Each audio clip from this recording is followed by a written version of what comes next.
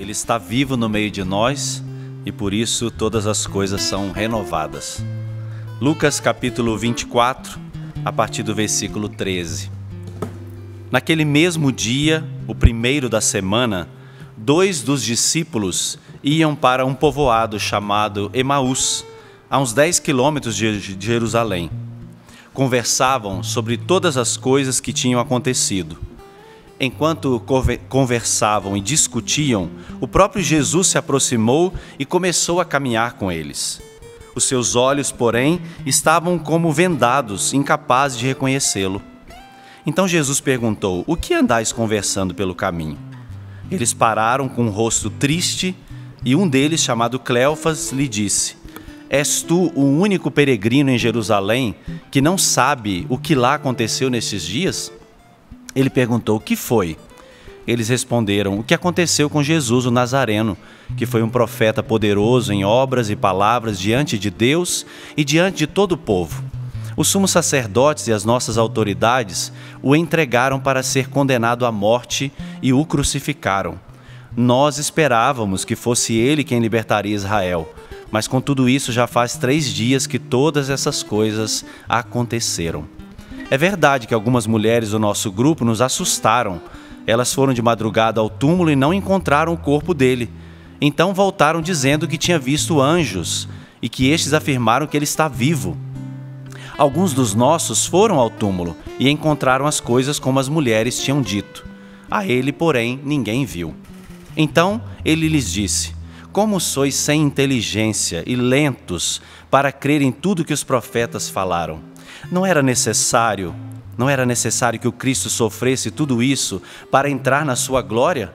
E começando por Moisés e passando por todos os profetas, explicou-lhes em todas as Escrituras as passagens que se referiam a ele." Quando chegaram perto do povoado para onde iam, ele fez de conta que ia adiante. Eles, porém, insistiram: "Fica conosco, pois já é tarde e a noite vem chegando." Ele entrou para ficar com eles. Depois que se sentou à mesa com eles, tomou o pão, pronunciou a bênção, partiu e deu a eles. Neste momento, seus olhos se abriram e eles o reconheceram. Ele, porém, desapareceu da vista deles. Palavra da salvação. Glória a vós, Senhor.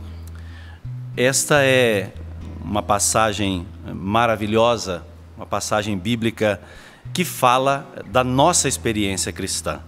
Porque o caminho de Emaús, ele é um alerta para todos nós cristãos, Paulo.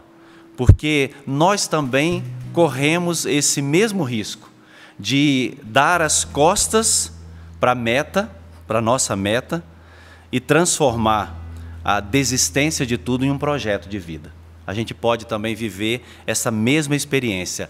Após experimentar o Cristo, após experimentar a força transformadora da Páscoa, nós também damos as costas para a meta. Porque quando eles saem de Jerusalém, Jerusalém é o lugar da presença de Deus. Então, nós precisamos ligar o sinal de alerta. Porque a experiência que nós vivemos nestes dias de ressurreição e de Páscoa, essa experiência ela precisa ser renovada a cada dia na nossa vida. Nós não podemos perder de vista aquilo que nós experimentamos. Nós comentávamos aqui antes do programa entrar no ar, como foram belíssimas as celebrações, né? Nossa, a canção nova, foram lindas as celebrações. E eu tenho certeza que na sua comunidade também, né? O seu pároco, ele preparou bem todas as celebrações e foi maravilhoso. E quantos cristãos experimentaram esta força de ressurreição ao longo destes dias pascais, né? Agora, a ressurreição, ela precisa ser para nós essa chave de leitura de todos os fatos da nossa vida. Porque existe algo de novo escondido nas realidades da nossa vida. E talvez realidades que estão do mesmo jeito, né? São as mesmas pessoas com quem nós convivemos, nós estamos dentro das mesmas realidades, enfrentando talvez as mesmas tribulações, mas tem uma chave agora, tem um olhar diferente para essas realidades. É o olhar da ressurreição do Senhor, da vitória de Cristo sobre o pecado e sobre a morte. Então, nós voltamos para as nossas realidades de uma maneira completamente diferente. Por causa deste dia, o Evangelho começou dizendo, naquele mesmo dia, o primeiro da semana, por causa desse dia glorioso do Senhor, por causa desse dia de ressurreição, desse dia de Páscoa, ele aconteceu na sua vida. E como eu disse, esse dia, ele precisa ser determinador de todos os seus dias. Ele precisa determinar as suas escolhas, ele precisa determinar os seus passos, ele precisa determinar o modo como você vai enfrentar as situações da sua vida, por causa deste dia, dia de ressurreição. Então, não transformemos esse dia num dia de tristeza, não transformemos esse dia num dia de derrota, porque ele não é. Porque esse dia, ele está pleno de Cristo. É o dia de Cristo, é o dia do Senhor. Né? A Val falava, a gente esticou o domingo, né, Val? A oitava de Páscoa, o domingo se alarga, o domingo se estica, né? A gente fala em mineirês, esticar. Esticado. Isso. Então, você vai fazer isso na sua vida, você vai permitir que esse dia do Senhor, ele se alargue na sua vida e ajude você a viver todos os dias como dia de ressurreição. Bom, nesse mesmo dia, a palavra disse, 2 dos discípulos, né, estavam caminhando para um povoado chamado Emaús. Você sabe que na palavra de Deus, Jesus sempre mandava 2 a 2, né, porque um encoraja o outro. E nós precisamos ser, na vida dos nossos irmãos, palavra de coragem e não de desânimo. Nós temos que arrastar os nossos irmãos para Jerusalém, para a presença de Deus, e não o contrário, não tirar os nossos irmãos da presença de Deus, talvez com uma palavra negativa, com o nosso desânimo, e muitas vezes esse desânimo ele é contagioso, e nós precisamos contagiar com o contrário, com a vida de Cristo. Nós precisamos contagiar-nos uns aos outros com a palavra da ressurreição e levarmos as pessoas para Jerusalém, para o lugar da presença de Deus. O que nós fazemos aqui agora? Não é? Nós somos alguns aqui, tanto da bancada como aqueles que estão por detrás das câmeras, trabalhando nessa transmissão, encorajando você, levando você para Jerusalém, para o lugar da presença de Deus. Essa é a nossa vocação de comunidade do ressuscitado. A comunidade do ressuscitado é a comunidade daqueles que se encorajam mutuamente, daqueles que se animam mutuamente, daqueles que colocam os irmãos para cima, que elogiam, que dão uma palavra de esperança, né? Porque Deus me livre você conviver, não é só com crítica, né? Com pessoas que te colocam para baixo. Deus me livre. Então, nós não podemos ser, na vida dos nossos irmãos, instrumentos para afastar os irmãos de Jerusalém e levar para Emaús. Não, nós temos que pegar os irmãos de Emaús e levar para Jerusalém, para o lugar da presença de Deus. Eles vão para Emaús. A palavra diz que Emaús estava a mais ou menos 10 quilômetros, né, de Jerusalém.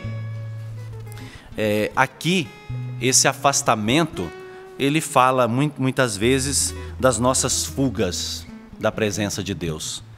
Sair de Jerusalém, o lugar da presença de Deus, e ir para Emaús, quer retratar os nossos momentos de crise, os nossos momentos de dificuldade.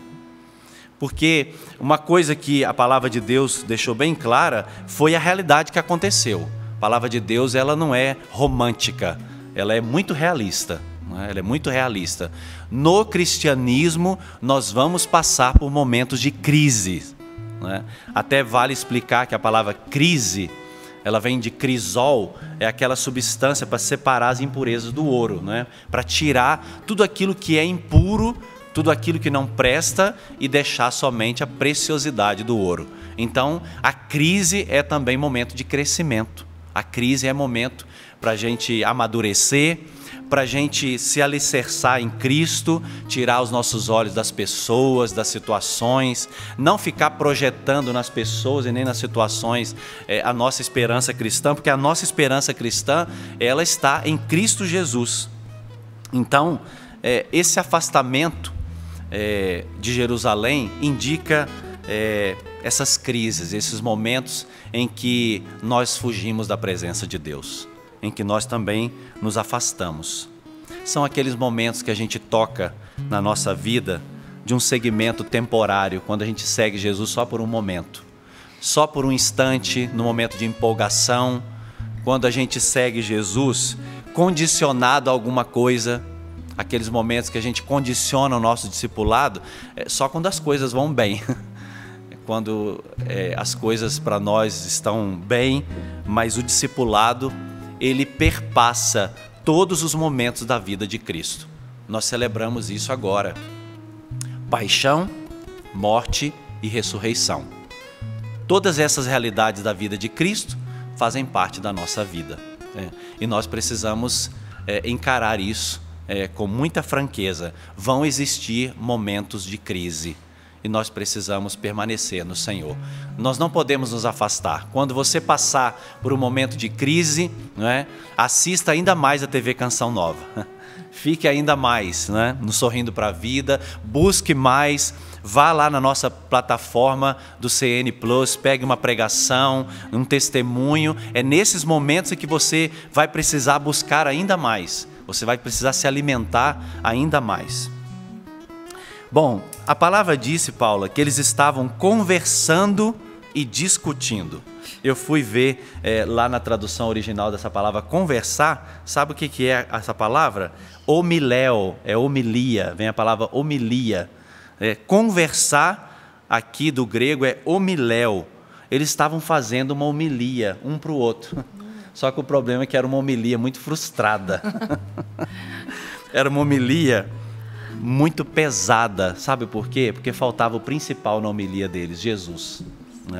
Vocês já participaram de alguma homilia pesada?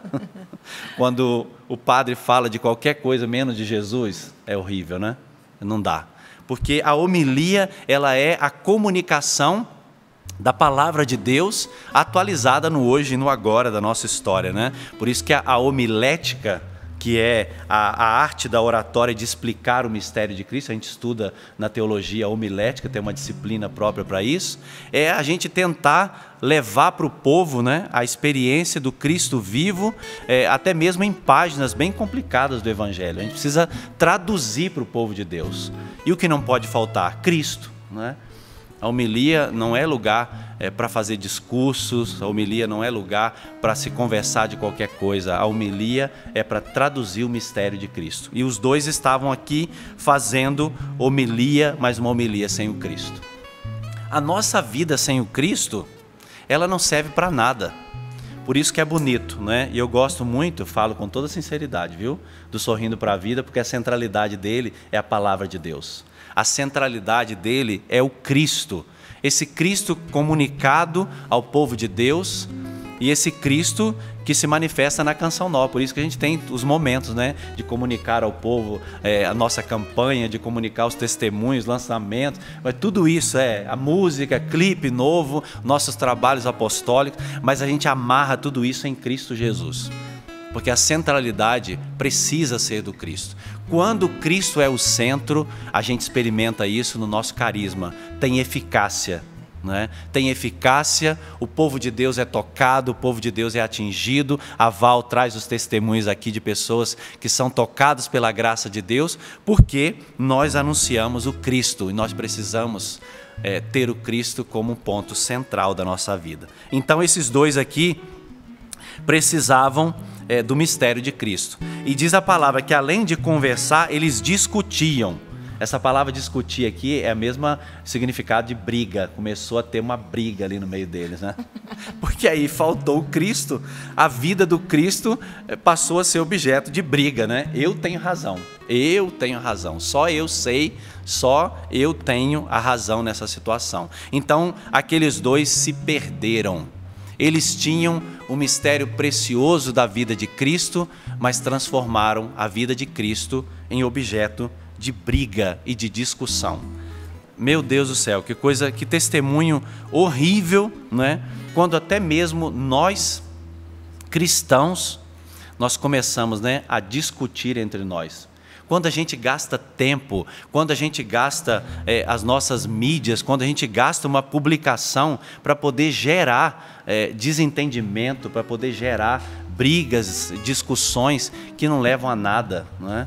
E às vezes muitos têm coragem de chamar isso de apostolado da fé, não é? Produzir um conteúdo que vai gerar discussão. Não, a vida de Cristo, ela foi feita para unir os cristãos. Os mistérios da vida de Cristo, se nós tocamos nos mistérios da vida de Cristo e nós queremos ser comunicadores desses mistérios, a gente precisa comunicar esses mistérios do jeito que eles são. Eu não posso colocar a minha opinião, eu não dou minha opinião, porque eu transmito a fé da igreja, nós transmitimos a fé da igreja, nós transmitimos aquilo que nós aprendemos da nossa igreja.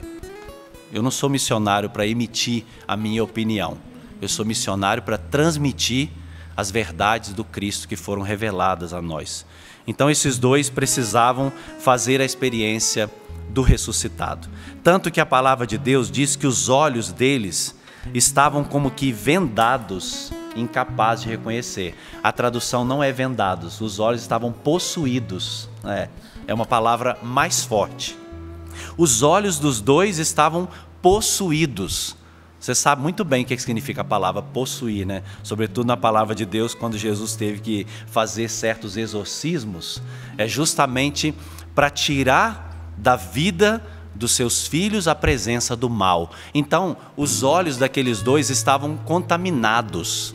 Os olhos daqueles dois, eles só viam o que eles queriam. Eu só vejo o que eu quero. Eu só vejo o que eu espero.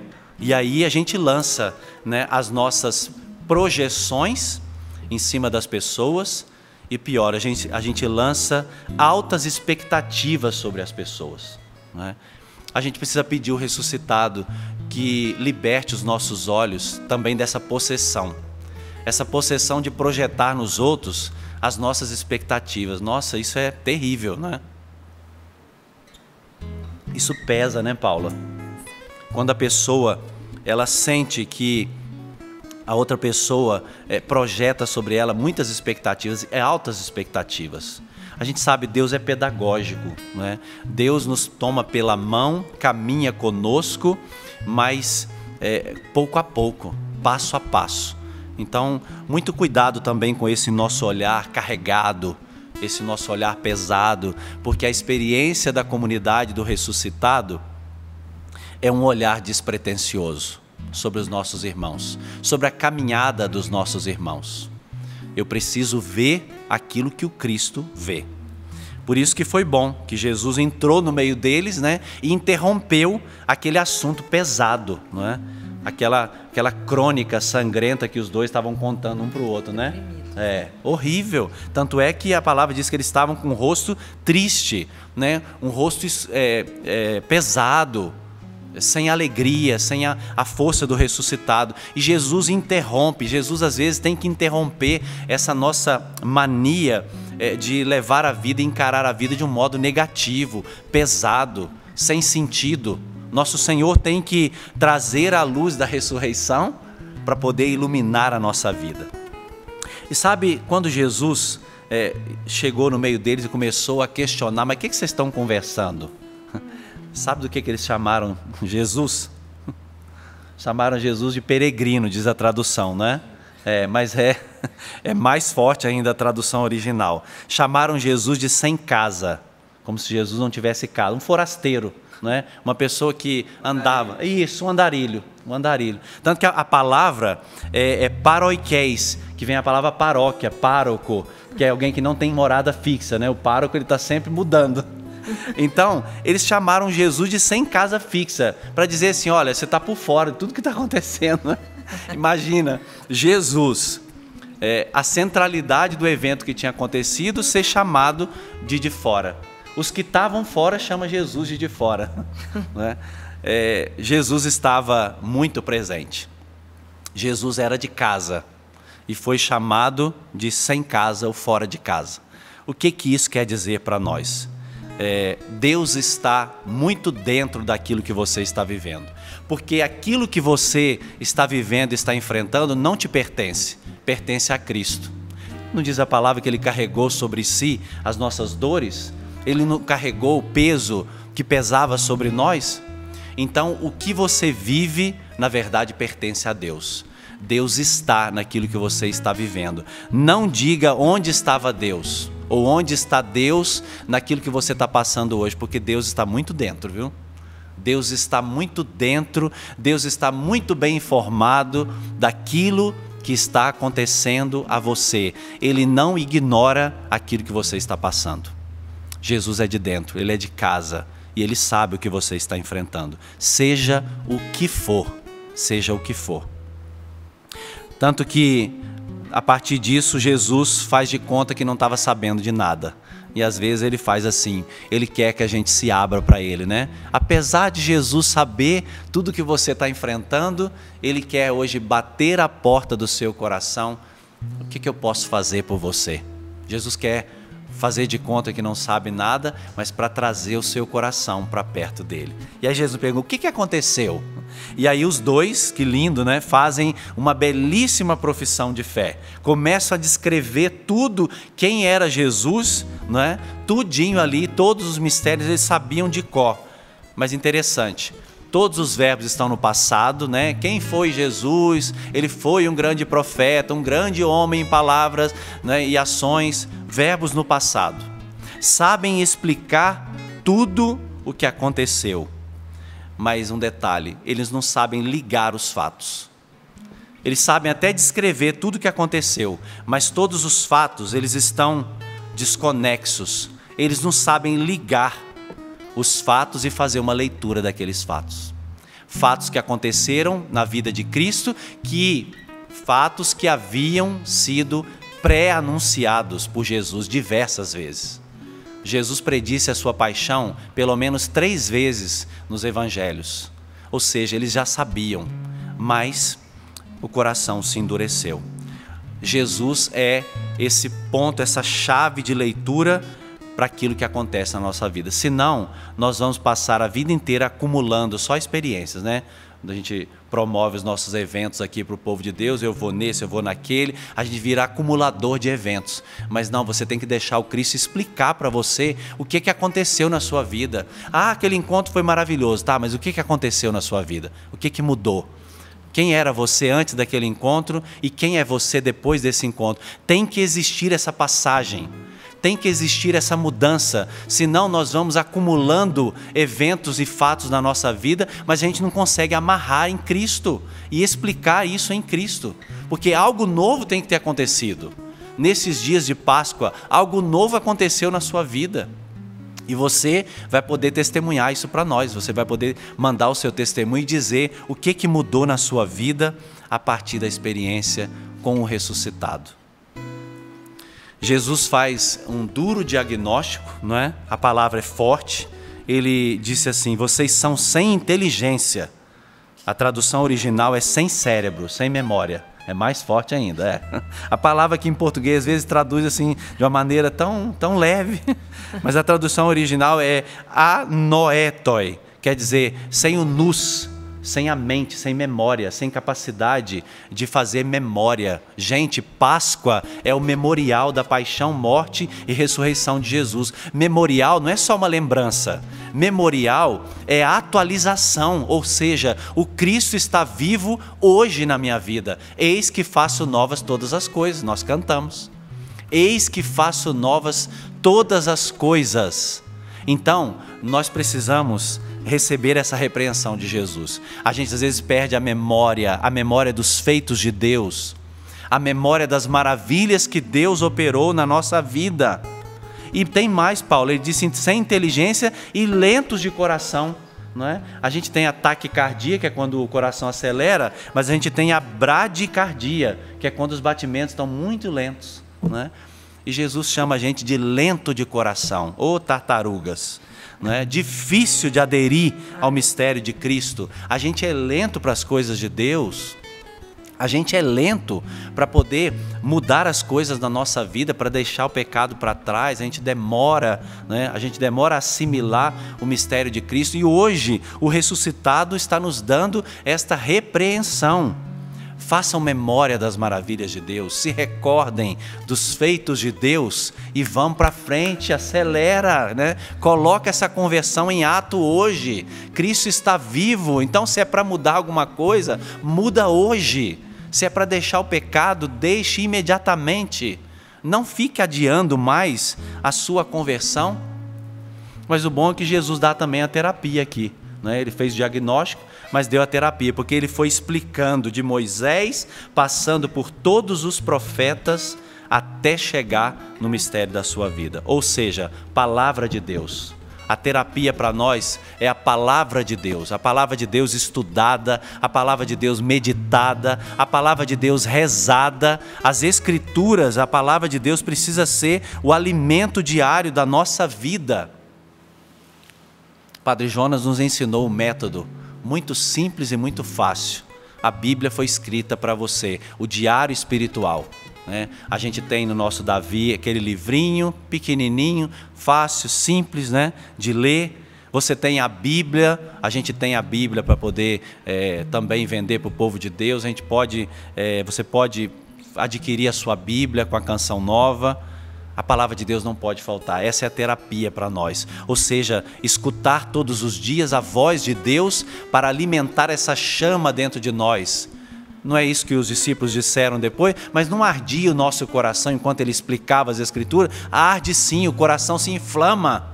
O coração pega fogo quando você abre a palavra de Deus e deixa que a palavra de Deus se torne a sua companheira. E aqui no Sorrindo para a Vida é uma experiência singular de termos contato com a palavra de Deus. Ela aquece o nosso coração, ela ajuda a gente a começar bem o nosso dia, ela nos dá esperança, ela nos traz um ânimo novo. Essa é a terapia que nós precisamos para reaquecer os nossos corações.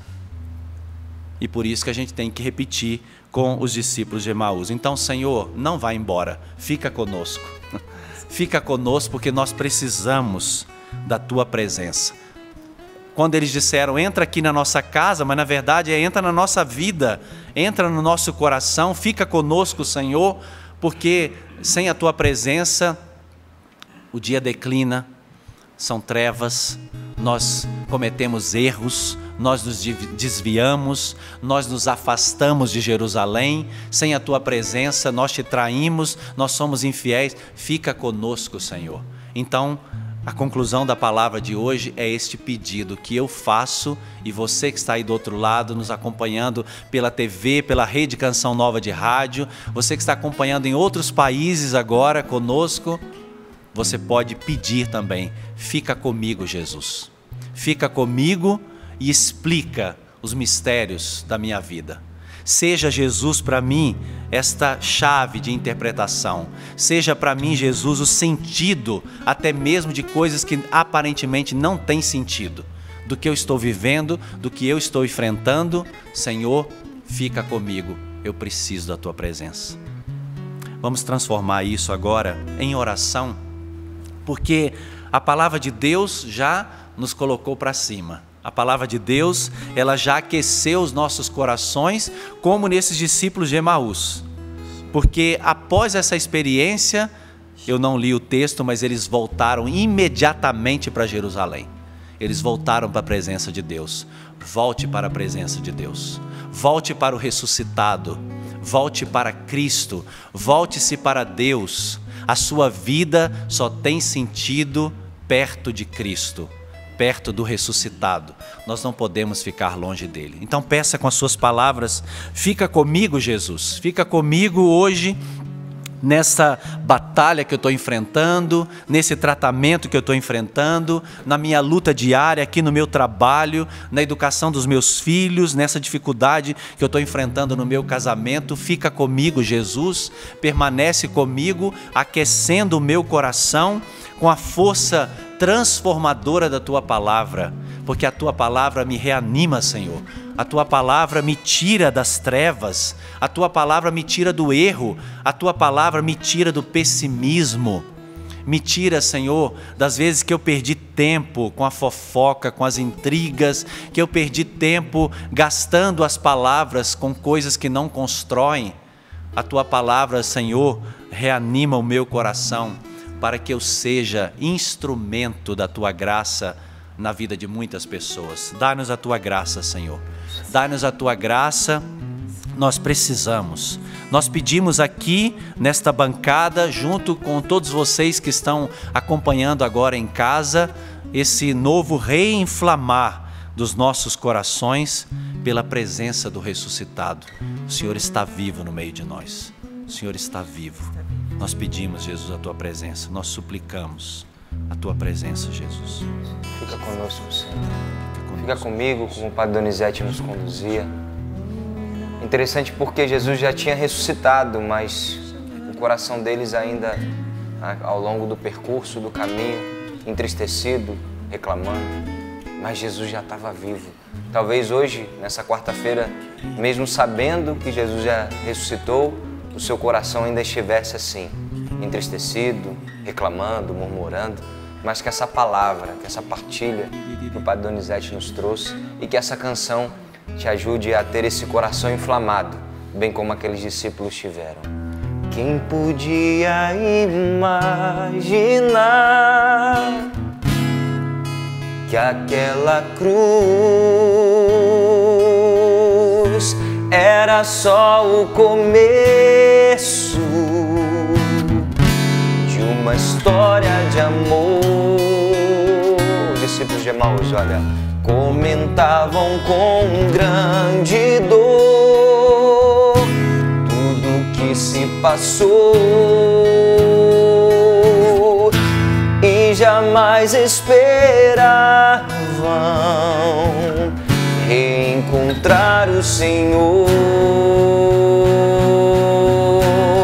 Aconteceu sem mesmo esperar, de repente Ele apareceu em meio aos discípulos a caminhar. Falava de amor e o som de sua voz abrasava os seus corações e diziam: Senhor, fica conosco. É tarde, o dia declina, quase sem esperança, partimos sem direção.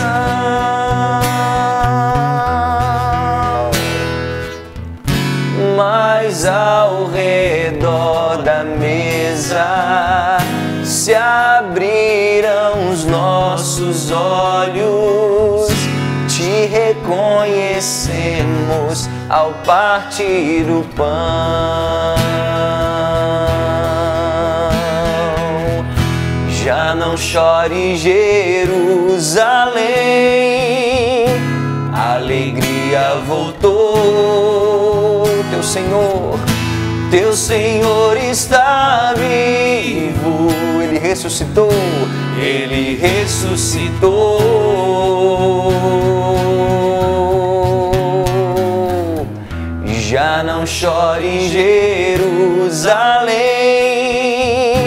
a alegria voltou. Ele está vivo. Teu Senhor está vivo. Ele ressuscitou.